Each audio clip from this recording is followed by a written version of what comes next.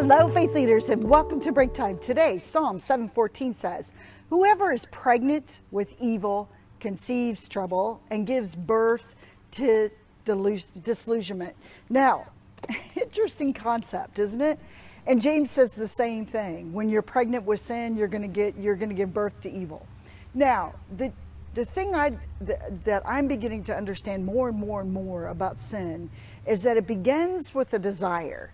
It begins with that, when your flesh is interested, and there's an interest that begins to just stir. And then all of a sudden, you emotionally become involved. Most sin is emotionally attached in some way. It feels good. You're typically not going to sin if it doesn't feel good.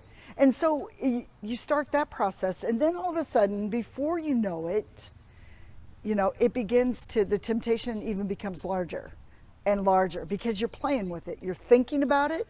You're allowing your mind to dwell there more and more and more. And then once your mind starts getting engaged, your emotions start getting more and more, and whatever that is in your life. We all have something that seems to be, some sin that is extremely difficult for us to get beyond. And then what ends up happening, if we don't take that thought captive to the power of God, if we don't take that, that feeling that wants to say this is the right thing to do, if we don't take that captive, what we end up giving birth to is not something that is going to make our life abundant. What we give birth to is trouble. The consequences, it's evil in some sort, but at the beginning, it feels so right. That's what I think we need to be very cautious of, because if we let the temptation continue to grow to the place that it gives birth, we should not be surprised then if we have a life filled with consequences of that particular sin, because it's going to happen. I just watched my daughter-in-law go through giving birth to our grandson, and the process that she went through, those laboring days.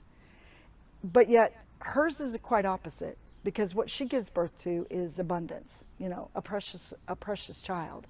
But remember, any sin that we decide to give birth to is going to have an array of consequences that's not only going to affect you, it's going to affect your loved ones. It's going to bring chaos in the midst of peace. So begin to think, are you stirring into something? Is something growing in you that should be immediately renounced? Have a blessed day.